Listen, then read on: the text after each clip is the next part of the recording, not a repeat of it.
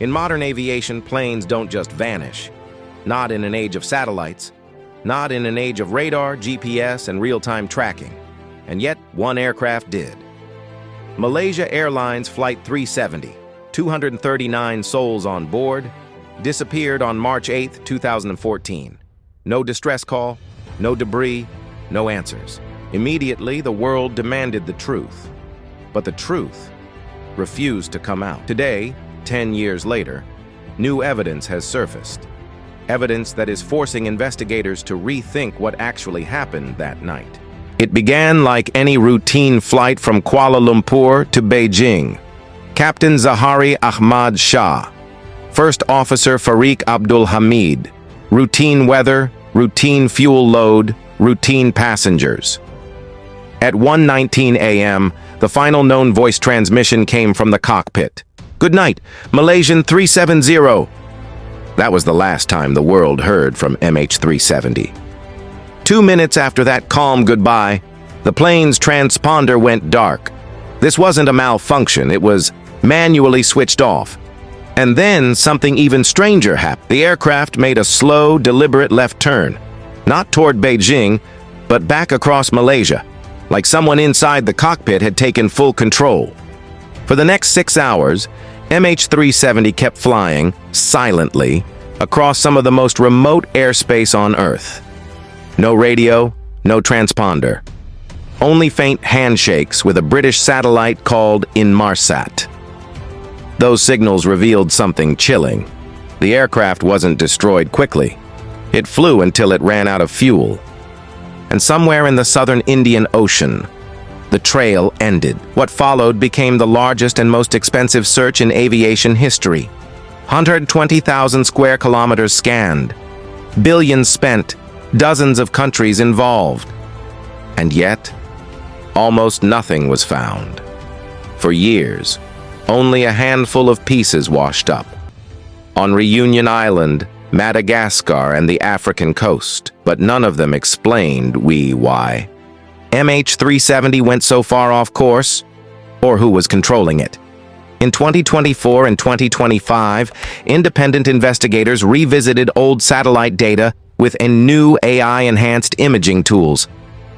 And what they found is shaking the aviation world. One analysis focused on a mysterious sequence recorded by the U.S. Defense Satellite System. For years, it was dismissed as atmospheric noise, but with modern processing, it appears to show a fast-moving thermal signature, matching a large aircraft descending rapidly, exactly in the area MH370 was believed to have crashed. Is it MH370? No one can say with absolute certainty, but it's the strongest thermal clue ever detected. In early 2025, a shocking leak emerged from inside an international aviation review panel. Internal memos, labeled as purple notices, suggested that some officials had early radar data, confirming the plane turned west far earlier and far sharper than previously revealed. This raises a disturbing possibility. Authorities may have known more in the early days than they publicly admitted. Why wasn't this shared earlier? Why weren't search teams told immediately? These questions reopened old wounds, especially for the families.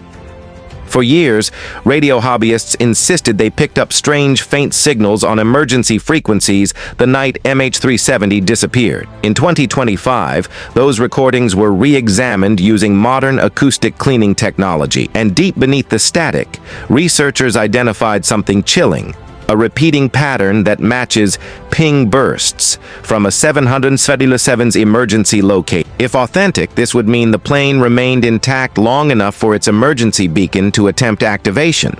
But something prevented the signal from reaching satellites. What could block it?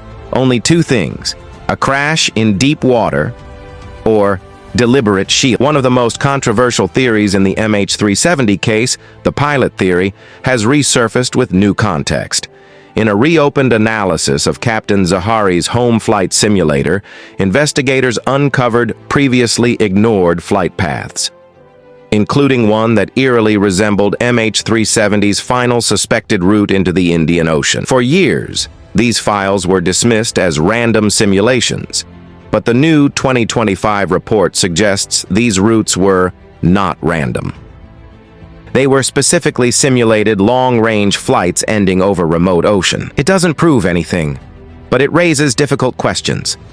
Was the captain practicing something, or were these just data artifacts blown out of proportion? Another surprising development came from interviews with fishermen near the Maldives and Nicobar Island. For years, locals claimed they saw a low-flying, burning aircraft on the night MH370 vanished.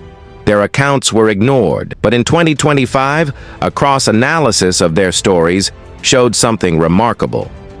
They all described the same direction, same timing, and same altitude. These sightings align with a possible alternate track, one that was never fully explored. The most dramatic new development comes from deep-sea mapping companies. A privately funded mission conducted ultra-high-resolution scans of a section of the Indian Ocean previously unreachable due to rough terrain. What they found was a long metallic object, largely intact, comparable in size to a Boeing 777's fuselage. The object is sitting in a trench, a place earlier search vessels' sonar equipment couldn't penetrate. Is it MH370? Not confirmed, but experts agree it is the strongest candidate ever detected, and now authorities are under pressure to reopen the official search. As investigators reevaluate every piece of data, the radar path, the satellite handshakes, the eyewitness accounts, and now the deep-sea scans, a clearer, more cohesive theory begins to emerge. A theory that blends the technical evidence with human behavior and the tragic pattern of past aviation incidents. Experts now believe something happened inside the cockpit shortly after the last transmission. It could have been a depressurization, a fire, a struggle, or a deliberate act. But whatever it was, it caused a rapid loss of communication. The sharp, controlled turn toward the west is undeniable. Aircraft computers don't make that turn automatically. A human does. Either the pilot, the co-pilot, or someone else who gained control. For the next 6 hours, MH370 flew as if on autopilot, a straight, lonely path into the Indian Ocean. Some experts believe the people on board may have been unconscious due to lack of oxygen, a scenario similar to the Helios Airways Flight 522 disaster. Others argue the flight path was too perfect for an unconscious crew. The newly reprocessed thermal satellite signature suggests a controlled but powerless descent, likely after fuel exhaustion. No explosion, no mid-air breakup, just a slow fall into one of the deepest, darkest parts of the ocean. For the families, the pain never ended. Every birthday missed, every empty seat at the dinner table, every voicemail they still keep saved on their phones. It's a wound that never closed. For years, they begged governments, agencies, and investigators to push harder, to search wider, to be honest. And now, with the new evidence in hand, they're demanding something strong. On February 2025, a coalition of MH370 families submitted a 147-page petition to global aviation authorities. Their demand was clear: reopen the search, using the new technology we have today. No politics, no excuses, just one final attempt to bring closure to a decade-old nightmare. And for the first time in years, the governments involved are listening. Deep-sea exploration company Ocean Infinity has already announced they're ready to launch a new mission if given approval. The plan includes ultra-high-resolution 4D sonar, new autonomous underwater vehicles that can dive deeper, AI scanning tools that identify metallic structures instantly, a refined search zone. Based on the new satellite and acoustic evidence, this would be the most advanced search ever conducted for MH370, and possibly the last. MH370 is more than an airplane mystery. It exposed weaknesses in global tracking. It revealed political tensions. It proved the ocean still holds secrets even in the 21st century. And above all, it reminds us how fragile human life is.